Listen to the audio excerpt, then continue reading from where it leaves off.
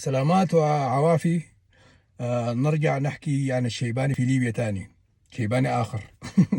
فهم زي ما قلت إنه مصدر كوميديا. الرجل الكبير ده هو الشيباني.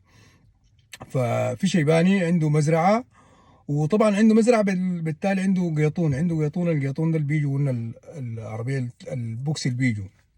فالمهم هو بيمشي كله جمعة أو يوم ثلاثة، بيمشي سوق الثلاثة بتاع الخضار. آه، بيع الخضار بتاعه هناك بيشيلوا من المزرعة. وطبعا هم مشهورين الناس اللي بيجوا ديل انهم هم ما بيتغيدوا. الناس القيطون ديل ما بيتغيدوا، ناس المزارع يعني ما بيتغيدوا بقوانين الحركه والمرور. بيجوا نابل لك شارع، شفت من المزرعه لشارع الزلط ده يجيب بوف نابل كده، ما بيعاين يمين لا شمال. فمرعبين جدا، بيرعبوا ناس العربات الملاك اللي بيجوا ناس المدينه يعني.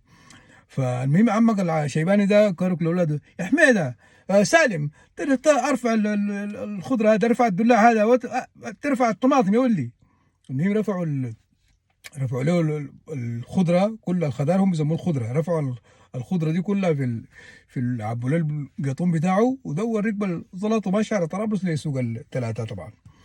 المهم هم لما قرب لسوق الثلاثه في شارع الرئيسي، سوق الثلاثه كان بيقع عليه وعلى يده الشمال، فاليسار على اليسار هو سوق الثلاثه. لما قرب خلاص على المدخل بتاع سوق الثلاثه ده، كان في وراه شاب سايق له كوريلا.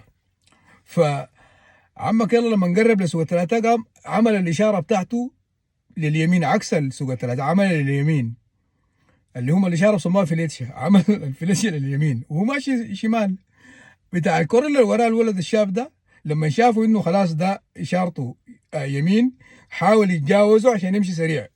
بس مع المجاوزة ده طبعا راح لف في الشمال، بس على سوق الثلاثة عمك العجوز الشيباني ده لف بس وتاخ ضرب لك الولد بتاع عربيته كسر له. بس الولد نزل: تخيلك يا حاج، ما تشبعش يا حاج، شنو هذا؟ دار الفلات يمين وبارم على اليسار، شنو يا حاج؟ تبغى شنو اشبح السيارة، شنو صار فيها؟ والمهم الولد زعلان. عمك الشيباني نزل بالراحة طبعا، نزل قال له: يا ولدي، يا ولدي تفكنا من، يا ولدي فكنا من الفلاتش هذه. شنو الفلاتش؟ ما تشبعش للفلاتش، اشبع للسيارة، اشبع للكرة بتاعتي. شن رافع؟ اشبع هذا دلاع ولا هذا طماطم ولا هذه خضرة ولا؟ قال له: هي خضرة. باهي من اين سوق الخضرة؟ من هنا والله. يلا. منطق طبعا.